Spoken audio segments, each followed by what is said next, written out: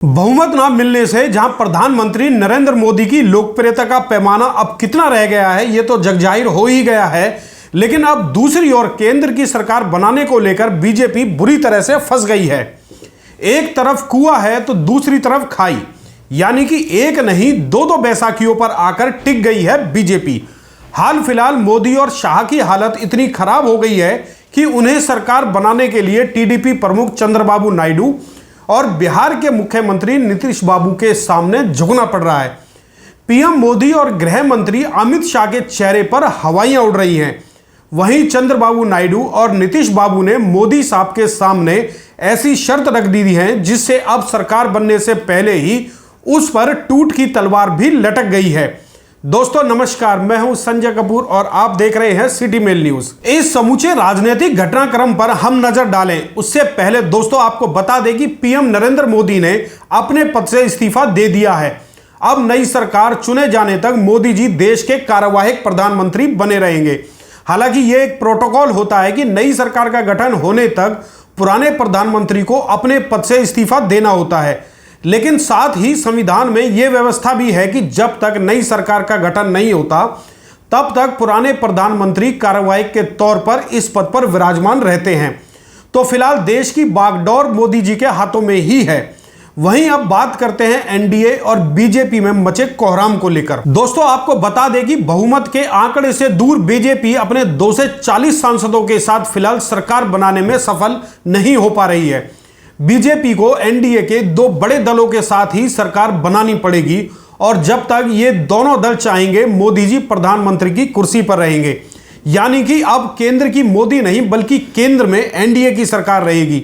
2024 के चुनावों में मोदी की गारंटी को लेकर ढोल बजाने वाली भाजपा और खुद प्रधानमंत्री नरेंद्र मोदी अब बैकफुट पर हैं।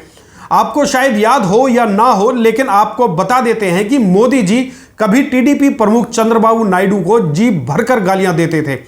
एक सभा में तो मोदी जी ने अपनी वाणी से चंद्रबाबू नायडू को आतंकवादी बताते हुए कहा था कि उन्होंने अपने ससुर की पीठ में खंजर घोंपकर सत्ता हथिया ली है। सीधे तौर पर चंद्रबाबू नायडू को मोदी जी ने विश्वासघाती कह डाला था। ऐसे ही शब्द गृह मंत्री अमित शाह के भी थे, लेकिन कहते हैं कि वक्त कभी किसी का एक जैसा नहीं रहता। आज वही मोदी और शाह अपनी सरकार बनाने के लिए कथित विश्वासघाती चंद्रबाबू नायडू के सामने घुटने टेक कर बैठे हैं। सरकार बनाने के लिए उनकी तमाम शर्त मानने के लिए भी तैयार हैं। खबर है कि चंद्रबाबू नायडू ने एनडीए सरकार में गृह और रक्षा जैसे मंत्रालय मांग लिए हैं। इसके अलावा खबर तो यह भी है कि चंद्रबाबू को लोकसभा अध्यक्ष का पद भी चाहिए।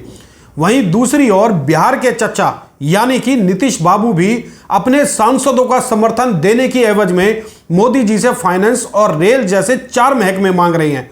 अब हैरानी की बात तो यह है कि पिछले 10 साल तक पूरी ठसक से सरकार चलाने वाले मोदी और शाह की जोड़ी को अब इन दोनों के अलावा बाकी छोटे छोटे दलों के सामने भी झुकना होगा।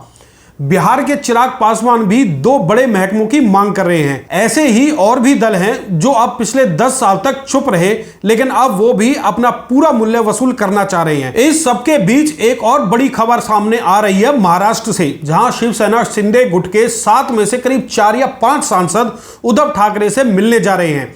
यदि ऐसा हुआ तो फिर एनडीए सरकार के सामने बड़ा संकट खड़ा हो सकता है। फिलहाल पता तो यह भी चला है कि यदि चंद्रबाबू और नीतीश बाबू की शर्त नहीं मानी गई तो आने वाले 3 से 4 महीनों में एनडीए सरकार फिर से संकट में फंस सकती है। हालांकि नीतीश और चंद्रबाबू ने मोदी की शर्म करते हुए फिलहाल उन्हें समर्थन पत्र तो दे दिया है, लेकिन खबर है कि दूसरी ओर ये दोनों इंडिया गुट के संपर्क में भी है। अब देखना यह है कि आने वाले दिनों में मोदी जी तीसरी बार प्रधानमंत्री बन पाते हैं या फिर उससे पहले ही देश में कोई बड़ा खेला होने जा रहा है।